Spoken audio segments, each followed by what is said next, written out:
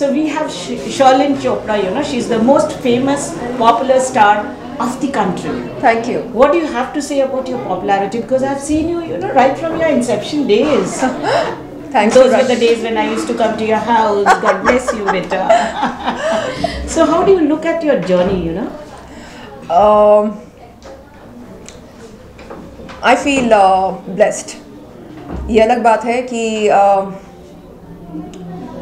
बहुत आंसू बहाए मैंने इस सफ़र पर और कई संघर्षों का सामना किया, लेकिन कहते हैं ना, अगर संघर्ष ना हो तो फिर ज़िंदगी जीने का कोई मतलब नहीं बनता। अगर सब कुछ बहुत ही आसानी से मिल जाए तो फिर मज़ा नहीं आता ना। तो अच्छा लगता है जब हम मेहनत करते हैं और शिद्दत से किसी मंजिल के पीछे लग जाते हैं, और जब वो मंजिल पास आने लगती है या हम उसके करीब जाने लगते हैं तो ऐसा लगता है कि यस यस यस यस, ज़िंदगी के मायने बदल जाते हैं। और कभी कभी मंजिल के बहुत करीब जाकर भी मंजिल मिलती नहीं। ऐसा लगता है कि ये हो क्या रहा है, क्यों नहीं मिल रही है मंजिल। और फिर समझ में आता है कि चलो ठीक है, नो प्रॉब्लम, कुछ और ट्राई करते हैं। बॉलीवुड में कोई सक्सेस फॉर्मूला नहीं होता है।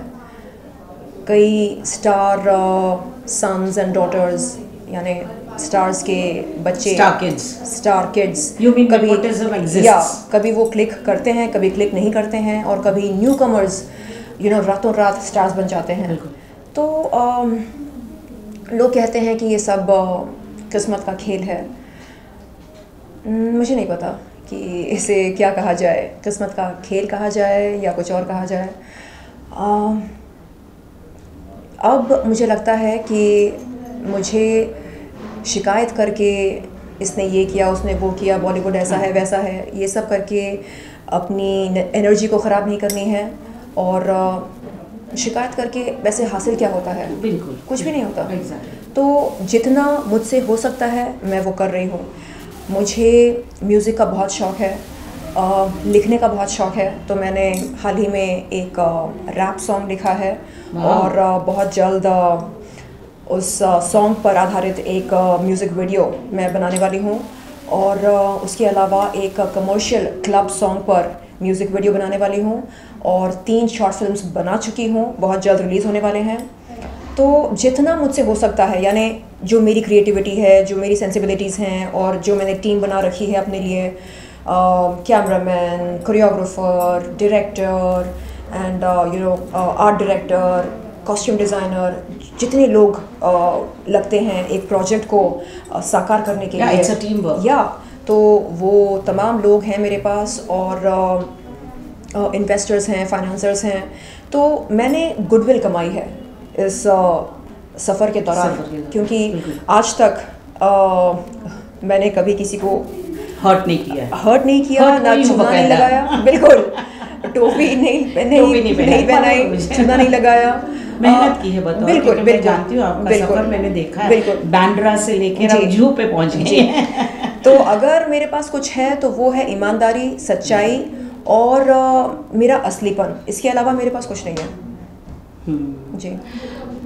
अभी आपकी कुछ फिल्में रिलीज हो रही हैं? जी, 3 back to back short films हैं। हाँ, तो क्या उनका थोड़ा सा नाम बताएंगी और थोड़ा सा आपका किरदार बताएंगी? जी, इसमें क्या कर रही है? Who is the director? पहली फिल्म रिलीजिंग पहली फिल्म का नाम है ब्लैक मैजिक। उसमें आप ये खुद भी ब्लैक मैजिक करती हैं। मैं मजाक कर रही हूँ। Black magic in the sense इनको लोग देख के ही मैजिकल हो जाते हैं। तो उस फिल्म में आप मुझको ब्लैक मैजिक करते हुए देख सकते हैं। और बहुत ही ज़बरदस्त रोल है, और उस फिल्म की निर्देशक मैं खुद हूँ। क्या बात है? जी। मुझे कहानी इतनी अच्छी लगी कि मैंने तय कर लिया था कि इस फिल्म को डायरेक्ट करूँगी तो सिर्फ मैं, और बहुत अच्छी बनकर आई है। And is it a theatrical release और इट्स अ शॉर्ट फिल्म? तो हम एक लीडिंग OTT पर उसे रिलीज़ करेंगे।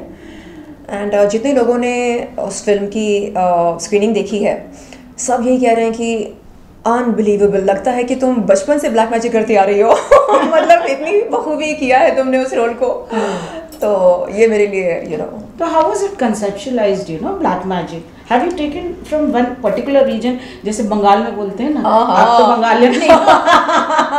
तो बंगाली लोग ब्लैक मैजिक के लिए फेमस है। मैंने भी सुना है। तो आपको कहाँ से ये आया आपकी, मतलब? नहीं, आमतौर पर हम देखते हैं ना कि छोटे छोटे शहरों में, गाँव में लोग जब उनका कोई काम अटक जाता है, जब उन्हें कुछ कराना होता है, तो वो किसी बाबा के पास जाते हैं, ब्लैक मैजिक कराते हैं।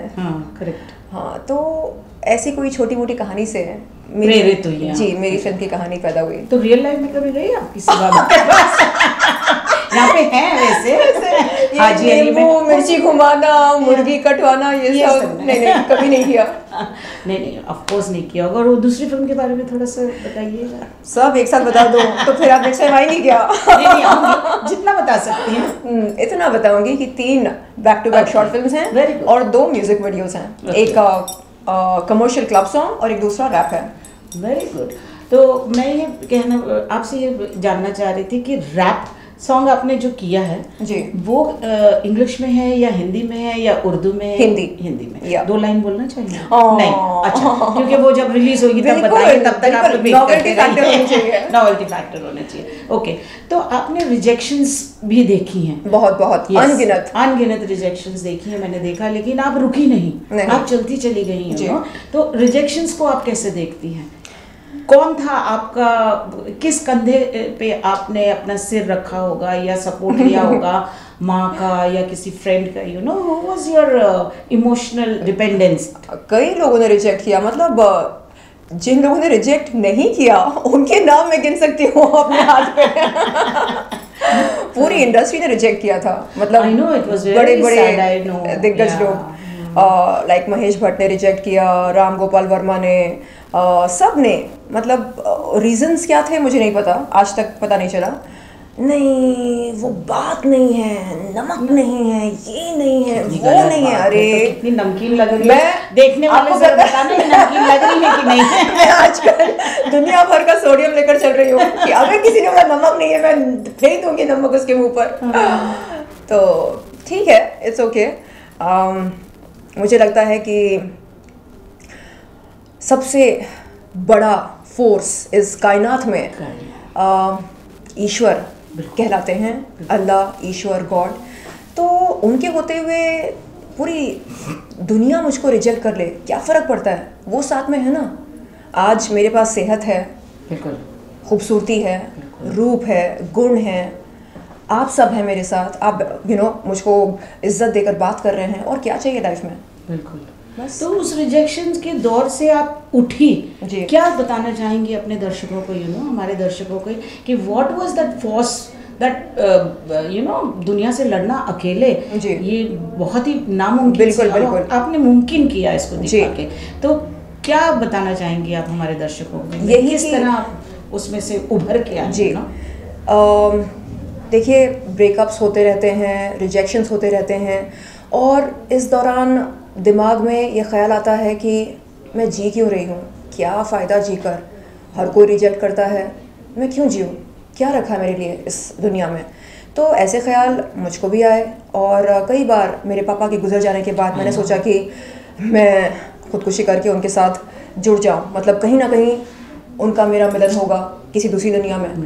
और मैं बचपन से पापा की बेटी रही हूँ, और पापा ने मुझे पढ़ाया और मुझे स्कूल टॉपर बनाया, स्कूल प्रेसिडेंट रह चुकी हूँ मैं। मुझे पता है, you are an intelligent little girl. Stanley girls high school में मैंने पढ़ाई की, और स्टैनली गर्ल्स हाई स्कूल की मैं टॉपर रही हूँ।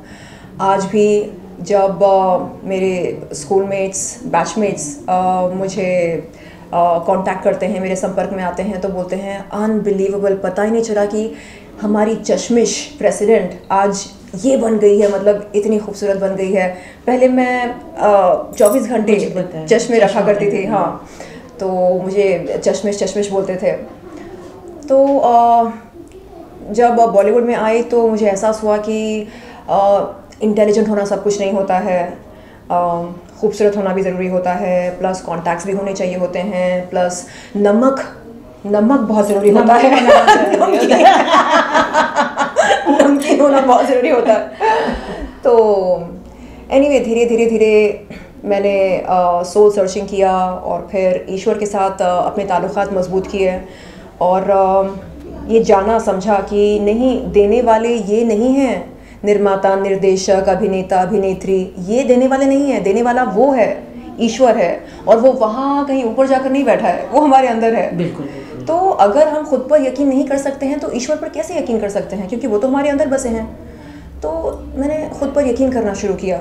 ओके ठीक है महेश भट्ट, मुझे ऑफर क्यों रिजेक्ट किया था महेश भट्ट ने? कुछ तो कारण होगा। पता नहीं, अगेन नमकीन नहीं थी मैं। अच्छा। हाँ।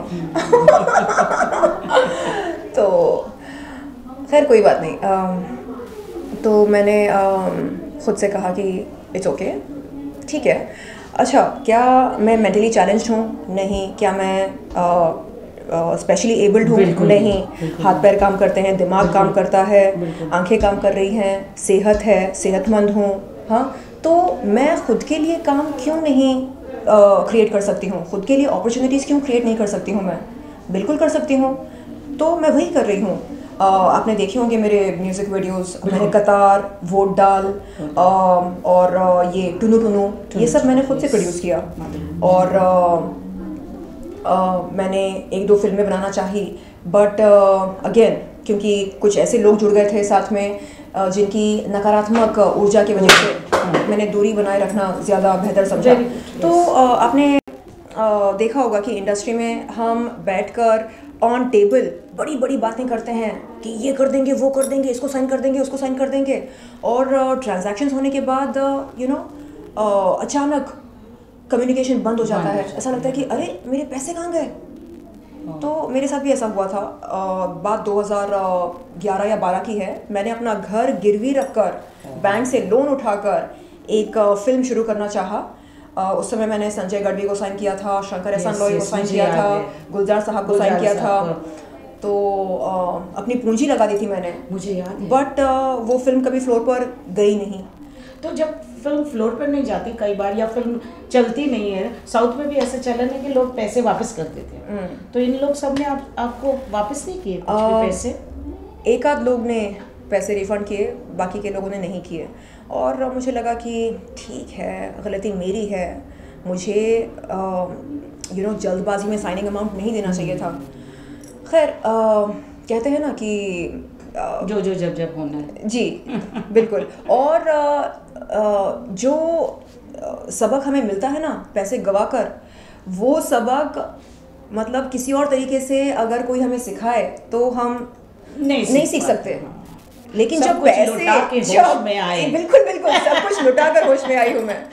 तो ये सबक मेरे लिए बहुत ही अनमोल है। और अब जब मैं बैठती हूँ प्रोजेक्ट डिज़ाइन करने के लिए, एकदम कॉस्ट कटिंग कैसे की जाती है, कहाँ पर मैं कितनी बचत करूँ, इसको इतना क्यों दूँ, चलो कम करती हूँ, लोकेशन के लिए इतना क्यों दूँ। तो एक टिपिकल मारवाड़ी प्रोड्यूसर की तरह मैं बैठकर सोचती हूँ कि नहीं, मुझे कॉस्ट कटिंग करनी है, नहीं ओवर बजट नहीं जाना है। तो अब जाकर मुझे वो समझ आई है। ओके। जितना कि मैं शर्लिन को जानती हूँ तो ये बहुत शांत और साइलेंट हुआ करती थी, लेकिन आजकल जो मैं सोशल मीडिया पे देख रही हूँ ये काफ़ी जवाब देने लगी है जी। और ख़ास करके आपकी कुछ ना, मैं ज़्यादा सोशल मीडिया पे नहीं हूँ, तो आपकी हाल में ही आपकी एक बहुत अच्छी दोस्त भी बनती हैं राखी जी, और कभी उनसे आपकी दूरियां भी हो जाती हैं। ये दूरियां और करीब को आप कैसे डिफाइन करेंगे? क्या कारण है कि आप, क्योंकि दिल की अच्छी हैं, राखी भी दिल की अच्छी है, जैसा कि मैं जानती हूँ उनको भी बहुत सालों से, तो आप लोग मिल जाते हैं फिर दूरियां आ जाती हैं, क्या कारण है? आप ज़रा बताइए हमारे। देखिए, कारण ये है कि एक तरफा प्यार, एक तरफा इज्जत लंबे समय तक, ज़्यादा देर तक टिकता नहीं है। वो इसलिए क्योंकि प्यार, मोहब्बत, इज्जत का लेन देन मतलब आदान प्रदान होना चाहिए दोनों तरफ से। अगर सिर्फ एक ही इंसान आगे वाले को इज्जत दे रहा है और वो इज्जत रेसिप्रोकेट नहीं हो रहा है तो फिर क्या फ़ायदा। तो ऐसा ही हुआ राखी और मेरे साथ। मैं उनकी बातों को सीरियस लेती हूँ। जब उन्होंने कहा कि आदिल ने मेरे साथ गलत किया, तो मैंने विश्वास कर लिया कि हाँ आदिल ने गलत किया। मैसूर गई थी मैं, मैसूर तक गई। एक बार भी मैंने डाउट नहीं किया। मैंने आदिल को अपना भाई माना। राखी ने मुझे कॉल करके बोला कि तू उसको भाई कैसे मान सकती है, वो गलीज है, वो ऐसा है वैसा है, उसने मुझे धोखा दिया, मेरे साथ चीटिंग करी, तो उसको भाई मत बोल। मैंने कहा ठीक है, तू जो भी बोल रही ना, मैं तुझ पर, तेरी बातों पर यकीन कर रही हूँ। और यकीन करके मैं उसके साथ मैसूर गई, इंसाफ की गुहार लगाने मैसूर कोर्ट में। हाँ मैंने देखा था। और उसके बाद मैंने देखा कि उसका रवैया बदल गया। यानी जब उसको मेरी ज़रूरत होती है तब वो संपर्क करती है, अरे तू कहाँ है, अरे ऐसा, अरे वैसा। जब मैं कॉल करती हूँ कि राखी सुन ऐसा ऐसा है, अरे मेरे सर में दर्द हो रहा है, मेरे पेट में दर्द हो रहा है, मुझे बाथरूम जाना है, ये वो या एक्सक्यूज़ मी, हमारे सर में भी दर्द होता है, हमारे पेट में भी दर्द होता है, हम भी बाथरूम जाते हैं, ये कैसे एक्सक्यूज़ेस हैं? बोलो ना साफ साफ कि देखो आप मुझे कॉल मत करो, लेकिन मैं आपको कॉल करूँ तो आप रिसीव करना ज़रूर। क्या है ये? हाँ, तो अभी क्या डिफरेंसेस वापस से हो गए? मैं सुन रही थी बच्चे कुछ बोल रहे थे कि कुछ हाल ही में उनके टीम मेंबर ने मेरे साथ चीटिंग करी और मैंने जुहू पीएस में शिकायत दर्ज कराई उस शख्स के खिलाफ। और मैंने राखी से कहा, राखी ऐसा ऐसा किया आपकी टीम मेंबर ने, तो जो किया गलत किया, आप प्लीज़ उसको समझाओ और कहो कि ऐसा ना करे, ना मेरे साथ ना किसी और के साथ, और जो पैसे उसने खाए हैं वो रिफ़ंड कर दें। नहीं नहीं नहीं नहीं, वो तो मेरा भाई है, ऐसा है वैसा है, ये है वो है। मैंने कहा राखी आपने यही डायलॉग पहले भी मारा था। आपने कहा था जब मैं यौन शोषण के ख़िलाफ़ आवाज़ उठाती हूँ, आप मेरे मीडिया के सामने आकर बोलते हो, अरे साजिद खान तो मेरा भाई है, राज कुंद्रा तो मेरा भाई है, ये है वो है। तो आपके दिल में पीड़ित महिलाओं के लिए सहानुभूति पैदा क्यों नहीं होती है? हमेशा आरोपी को आप अपना भाई मानते हो, पीड़ित महिला को आप अपनी बहन क्यों नहीं मानते? आज मैं बोल रही हूँ कि आपके टीम मेंबर ने मेरे साथ गलत किया, अगेन आपका रवैया वही है, नहीं वो मेरा भाई है। अरे कभी तो मुझे दिल से बहन मानो, कभी तो बोलो हाँ बहन बोल, कैसे गलत किया, तेरे पास कोई प्रूफ है, चल व्हाट्सएप पर शेयर कर मेरे साथ प्रूफ, मैं देखती हूँ, मैं तुझे इंसाफ दिलाऊंगी। तूने मुझ पर भरोसा करके मेरे टीम मेंबर के साथ डीलिंग की ना, चल मैं तुझे इंसाफ दिलाऊंगी, मैं तेरी बहन हूँ, आ बता मुझे क्या हुआ तेरे साथ। कुछ नहीं, अरे वो तो मेरा भाई है, मेरा भाई है, राशि से पूछो वो कितना अच्छा है। मैंने बोला अच्छा राखी, अगर बात ये है तो फिर आदिल भी मेरा भाई है, और आप तनु से जाकर पूछो ना आदिल कितना अच्छा है, वो बताएगी आपको, है कि नहीं? तो वो चिढ़ गई। यानी उनको आईना दिखाओ तो चिढ़ जाती हैं, तो ये बात है। पर आपको ऐसा नहीं लगता कि you are such an intelligent lady, you should be away from all these controversies, because you know silence is the best solution ji. And इसमें जब आप घुस जाते हैं तो आपको नहीं लगता आपके काम के लिए आप बहुत ही पीछे हो जाती हैं? बिल्कुल, आपका काम आगे नहीं बढ़ता है। बिल्कुल। तो इसको आगे से आप क्या डिसीजन लेंगे इस बारे में? देखिए मेरे जो करीबी लोग हैं, मेरे डॉक्टर, मेरे लॉयर, ये मेरे बेस्ट फ्रेंड्स हैं, तो ये मुझे बोलते हैं कि देखो उनके कॉन्टैक्ट्स के साथ, यानी राखी के जो कॉन्टैक्ट्स हैं, उनके कॉन्टैक्ट्स के साथ डीलिंग करने की क्या ज़रूरत है? हाँ, उनकी दुनिया अलग, तुम्हारी दुनिया अलग, और इतना ज़्यादा बहन बहन दोस्त दोस्त बोलने की ज़रूरत नहीं है। दूरी बनाए रखो, दूर से सलाम दुआ करो, इतना ज़्यादा घुसने की ज़रूरत नहीं है। ज़्यादा घुसोगी तो दुख मिलेगा, धोखा मिलेगा, तो ज़्यादा मत घुसो, दूरी बनाए रखो। तो ये सलाह मशवरा दिया मेरे वकील ने, मेरे डॉक्टर ने, जो मेरे बेस्ट फ्रेंड्स हैं, और मेरे ख्याल से वो लोग सच बोल रहे हैं कि ज़्यादा नज़दीकियाँ कभी कभी पॉइजन हो जाती है, या मतलब बिल्कुल ज़्यादा नज़दीकियाँ अच्छी नहीं होती हैं। अच्छा, being an actor you know and you, आप खूबसूरत हो गई हैं, और have you tried a knife? I mean, have you done any lip job or have you done anything? What do you have to say about that? What repercussions होते हैं उसके? आप बताइए, मुझे देखकर आपको क्या लगता है? मुझे नहीं लगता है। क्या सलाह देना चाहते हैं? मैं तो सिर्फ ये सलाह दूंगी कि अगर आप करवाना चाह रहे हैं कुछ ना कुछ, कोई कॉस्मेटिक जॉब वगैरह वगैरह, तो आप बेस्ट ऑफ द बेस्ट से कराएं।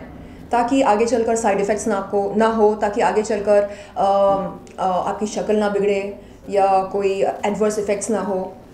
तो पहले आप पता लगाइए मार्केट में जाकर कि बेस्ट ऑफ द बेस्ट कौन है, कहाँ है, उन्होंने क्या काम किया है, उनका काम देखिए। उसके बाद आप अपने डॉक्टर के साथ सलाह मशवरा कीजिए, and only then take the leap of faith. Okay, anything else before we leave, because so many people are there waiting for you. Anything else would you like to advise people, because you have seen the life, a span of life, I think 2005 was 2007। हाँ, बोल रही हूँ ना 5 या 7 से लेके अभी तक आपने काफ़ी देखा है। तो चलते चलते आप क्या सलाह देना चाहेंगे सब एक्टर्स को? जी, चलते चलते मैं ये कहना चाहूँगी कि ज़िंदगी में अगर कुछ मायने रखता है तो वो है असलीपन, जो आजकल बहुत कम देखने को मिलता है। रिश्तों में हमारे कड़वाहट आने लगती है नकलीपन के वजह से। तो मैं ये अनुरोध करती हूँ आप सबसे कि जितना हो सके आप असलीपन को बढ़ावा दें अपने रिश्तों में, अपने कारोबार में, अपनी सोच में, ताकि आगे चलकर आपको सिर्फ़ और सिर्फ मिठास मिले, क्योंकि नकलीपन से सिर्फ कड़वाहट मिलती है। अभी जैसे मेरे साथ हुआ है, मैंने जिस बंदी को अपनी बहन माना, अपना दोस्त माना, धीरे धीरे समझ में आया कि उसने मुझसे वही कराया जो उसके लिए फ़ायदेमंद था। और जब मुझे उसकी ज़रूरत थी तो उसके पेट में दर्द होने लगा, सर में दर्द होने लगा। तो कहने का मतलब ये है कि उन लोगों से आप दोस्ती बनाए रखो जो आपके लिए आधी रात को भी जाग कर समय देना चाहेंगे कि हाँ बोल, क्या समस्या है तेरी, बोल, मैं सुन रही हूँ, बोल, तो असलीपन असलीपन असलीपन। ओके, आखिरी में अब जैसे कि आपने रिश्ते की बात की, तो are you single? Such a pretty girl, you must be getting offers, why are you not tying the knot? आज आपके मंच पर मैं आपसे ये अनुरोध करती हूँ कि आप मेरे लिए कोई रिश्ता ढूंढें। देखो मुझे कोई अरबपति चाहिए। ओके, सुन रहे हो ऑडियंसेस? तो आप लोग ढूंढना इनके लिए कोई ना कोई। मैं मजाक कर रही हूँ, मुझे कोई नहीं, पति तो चाहिए। पति चाहिए। कैसा चाहिए वो भी बता दो। वो बहुत ही सिंसियर हो, रब का बंदा हो, दिल उसका बहुत ही साफ हो, हीरे जैसा हो, कमीना ना हो, झूठा ना हो, और वन वुमन मैन हो, मतलब एक महिला से उसका जी भर जाए, ऐसा कोई शख्स। इम्पोर्टेंट है। हाँ, बिल्कुल। Thank you so much for talking to us. Thank you. My pleasure. Thank you.